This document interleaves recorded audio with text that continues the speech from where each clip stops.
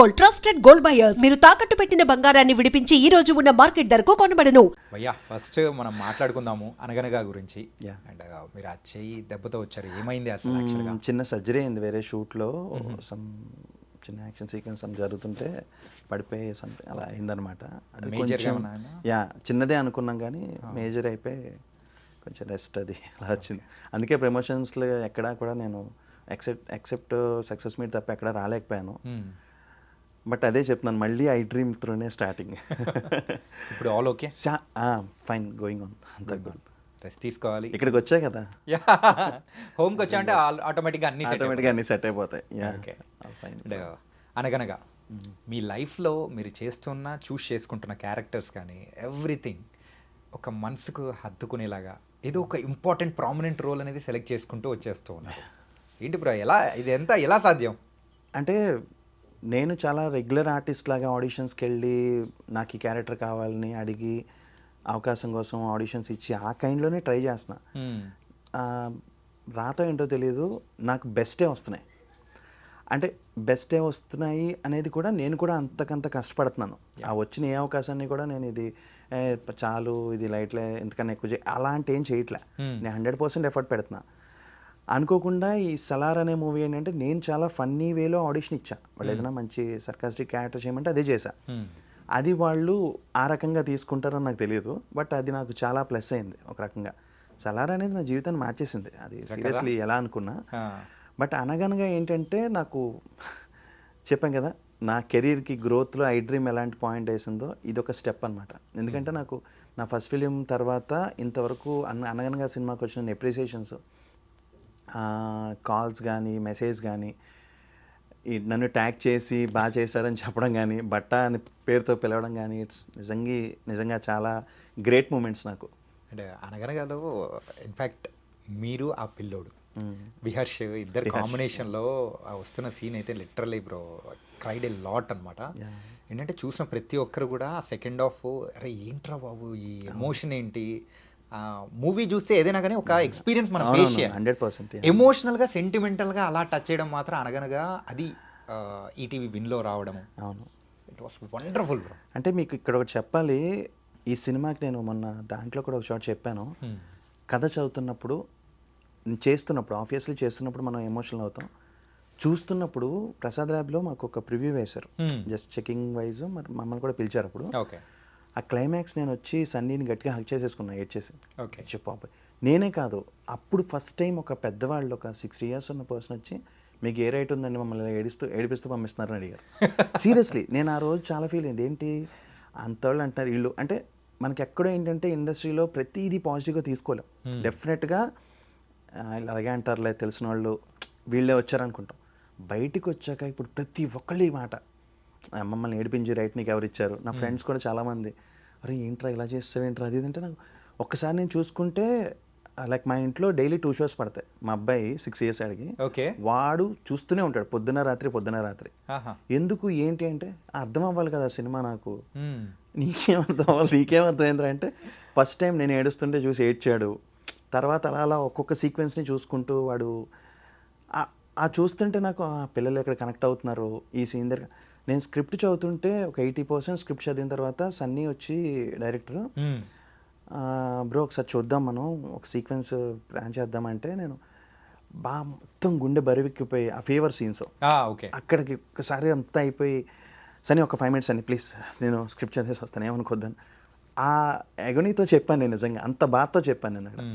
ఆ స్క్రిప్ట్ మొత్తం కంప్లీట్ అయ్యేప్పటికి ఒక రకమైన బాగా ఎమోషనల్ అయిపోయి, అక్కడి నుంచి నా టాస్క్ ఏంటంటే ఏమనుకుంటే ఇప్పుడు కొత్తగా డైరెక్టర్ ఏదో క్యారెక్టర్ వచ్చింది అనగానే మనం ఏముందో లవ్ స్టోరీ తీసుకుంటారు క్యాజువల్గా వెళ్తే హీరో ఫ్రెండ్ అనుకున్నాం. అక్కడికి వెళ్ళాక ఆ క్యారెక్టర్ చదివాక నేను తను అడిగా, అంటే ఫస్ట్ నేను స్క్రిప్ట్ చదివే ముందు ఏంటంటే మలయాళీ క్యారెక్టర్ ఉంది కదా, రెగ్యులర్ క్యారెక్టర్ కాబట్టి నాకు అది అలా దానికి అనుకున్నా ఫస్ట్. ఇలా బట్ట క్యారెక్టర్ అన్నారు. నాకు ఒక్కసారి అంటే నాకు నమ్మకం ఉంది నేను చేయగలను.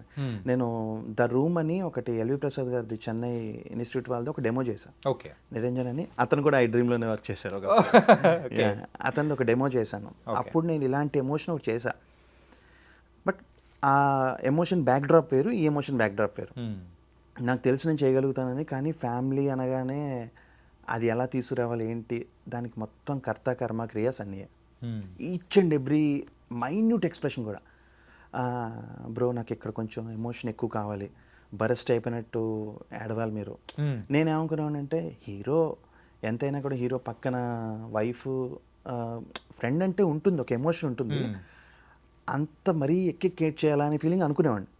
కానీ తను బ్యాక్డ్రాప్ బట్ట అనే క్యారెక్టర్ బ్యాక్డ్రాప్ అంతా ఎక్స్ప్లెయిన్ చేసిన తర్వాత వీడు ఎంత జెన్యూన్ హానెస్ట్ ఫ్రెండ్ అనేది అర్థమయ్యి లాస్ట్లో అతను అక్కడికి వెళ్ళినప్పుడు ఈ ఈవెంట్ మొత్తం నేను ఒక గార్డియన్లా ఉండి తను తీసుకెళ్ళి చేయించడం, ఈ సీక్వెన్స్లు చదువుతున్నప్పుడు చెప్తున్నప్పుడు ఒక రకమైన అబ్బా ఏంటిది ఇంత మంచి క్యారెక్టర్ వచ్చింది, దీన్ని ఎలా అయినా ప్రూవ్ చేసుకోవాలి. ఎవ్రీడే మార్నింగ్ నాకు వణుకొచ్చేది అనమాట. క్యారవాన్ నుంచి లొకేషన్ అక్కడ జరిగే చోటుకి వెళ్తున్నప్పుడు ఈ ఎక్స్ప్రెషన్ కొత్తగా ఇవ్వాలి, నా రెగ్యులర్ ఎక్స్ప్రెషన్ రాకూడదు. ఎందుకంటే అంటూ ఉంటారు ఒకేలా చేస్తున్నాం అనే ఫీలింగ్ ఉంటుంది, వచ్చేస్తుంది కొంతమంది. ఎమోషన్ ఇక్కడ ఏంటంటే ఏడుపులో ఎప్పటికప్పుడు కొత్తగా ఉంటేనే బెటర్ అని నేను నైట్ కంపల్సరీ అద్దం ముందు ప్రాక్టీస్ చేస్తాను. నెక్స్ట్ రోజు ఏ సీన్స్ తెలిస్తే ముందు అద్దం ముందు కంపల్సరీ నేను ఒకసారి చూసుకుంటాను. ఓకే ఎలా ఉంటుంది ఇక్కడ హై అంటే ఎలాగా, ఫస్ట్ హైకి వెళ్ళిపోతా, తర్వాత నెమ్మది తగ్గించుకుంటూ సన్నీ దగ్గరికి వెళ్తాను. సన్నీ అక్కడ కూడా నన్ను ఒక సర్ప్రైజ్ చేస్తాడు, నాకు ఇలా కావాలని ఏదో పాయింట్ చెప్తాడు, అంతా మారిపోయి ఫ్రెష్గా ఒకటి వస్తుంది. ఓకే అది అనగనగా నాకు గ్రేట్ ఎక్స్పీరియన్స్ సీరియస్గా. ఇంకోటి ఏంటంటే ఆ రోజుల్లో అమ్మ వాళ్ళు చెప్పేవాళ్ళు, అరే మాతృదేవో భవ సినిమా ఉండేది రాబోయి, ఆ సినిమా ఏంటంటే ఖర్చీఫుల్ తీసుకెళ్లేవాళ్ళు, ఇచ్చేవాళ్ళు, అంటే థియేటర్ అంతా ఏడ్చేవాళ్ళు అని చెప్పేసి. ఇప్పుడు ఈ జనరేషన్కి అనగనగా మూవీ అలాంటిదేమో బ్రో, చూసిన ప్రతి ఒక్కరు కూడా ఆ ఎమోషనల్ ఆ ఫీలింగ్ అనేది కూడా చూపించడము చాలా బాగా అనిపించింది నాకు. ఒక బెస్ట్ కాంప్లిమెంట్ ఏంటంటే మా అన్నయ్య వాళ్ళ పాప, షీఈ్ లైక్ 13 years, ఓకే, మా మదర్కి 64 years. ఇద్దరు ఒకే రకంగా రియాక్ట్ అయ్యారు ఆ సినిమా చూసి. ఓకే, తిను కూడా మీకు ఇంటర్వ్యూస్లో కూడా కొన్ని చోట్ల నేను పెట్టాను, అదే కైండ్ ఆఫ్ ఎమోషన్. మా మదర్ ఫస్ట్ టైం సినిమా చూస్తూ కళ్ళజోడు తీసి కళ్ళు తుడుచుకోవడం చూసింది అదే సినిమా. ఓకే, ఆ రోజు ఏఎంబీలో ప్రివ్యూ చూస్తుంటే ఎంతోమంది, అంటే మనం ఇలా చూస్తే మామూలు థియేటర్లో ఫోన్లు రికార్డులు కనిపిస్తాయి కదా, అలాగే వాళ్ళు కళ్ళజోడు తీస్తూ తుడుచుకుంటుంటే ఫస్ట్ టైం ఒకళ్ళు ఏడుస్తుంటే హ్యాపీగా ఫీల్ అవ్వడం, ఇట్స్ ఎ గ్రేట్ మూమెంట్ నిజంగా అది. ఒకటి చెప్పండి బ్రో, ఏంటంటే ఒక హీరో క్యారెక్టర్స్ అనేటప్పటికి 4 జోకులు వేసేసి సో కొంచెం సపోర్టింగ్గా కొంతవరకు ఉండేసి వెళ్ళిపోవడం ఓకే. కానీ ఇక్కడ సుమంత్ గారికి ఒక నీడలాగా వెన్నంటూ అట్లే ఉంటూ అలాంటి ఎంత అంటే సుమంత్ గారు ఎన్నాళ్ళ నుంచో చేస్తున్నారు, is a very very good actor, positive person. అలాంటి పర్సన్ పక్కన అంటే ఫ్రెండ్ అనేటప్పటికి సో ఏమనిపించింది ఫస్ట్? అంటే సుమంత్ గారు అనే కన్నా ముందు అసలు ఆ క్యారెక్టర్ బట్ట అనే క్యారెక్టర్ ది బెస్ట్ అనిపించింది. ఎప్పుడైతే సుమంత్ గారు అనుకున్నారో వాళ్ళు, అప్పుడు కొంచెం భయం వేసింది. ఎందుకంటే ఈ జానర్ ఆఫ్ ఫిలిమ్స్లో సుమంత్ గారు కింగ్. రైట్, అంటే లైక్ కమర్షియల్గా కాదు నా ఒపీనియన్. ఈ జానర్ ఆఫ్ కొంచెం సెన్సిబిలిటీస్ ఉన్న సినిమాలకి ఆయన ఇచ్చిపడేస్తారు ఒక రకంగా. ఆయన పక్కన చేయడం అంటే ఎలా ఉంటుంది అని కొంచెం భయపడ్డా. కానీ నాకు ఈవెన్ సలార్లో ప్రభాస్ గారి ముందు చేసినప్పుడు కూడా నేను భయపడలే. ఫస్ట్ థింగ్ ఏంటంటే ఇది మనకు బెస్ట్ అవకాశం, బ్యాక్ డ్రాప్ లేకుండా వచ్చినప్పుడు ఇది బెస్ట్ అవకాశం. ఈ టైంలో వీళ్ళు వాళ్ళని భయపడితే మనకి అంటే అక్కడ మనం ప్రూవ్ చేసుకోవాలి. It's a great moment for me first to prove in front of them. అలాగే అనుకుని వెళ్ళా. బట్ సుమంత్ గారు చాలా చాలా సపోర్టివ్. ఏదైనా సీన్ చేసిన అంటే ఆయన సలహా ఇవ్వరు, అట్ ద సేమ్ టైం ఇలాగే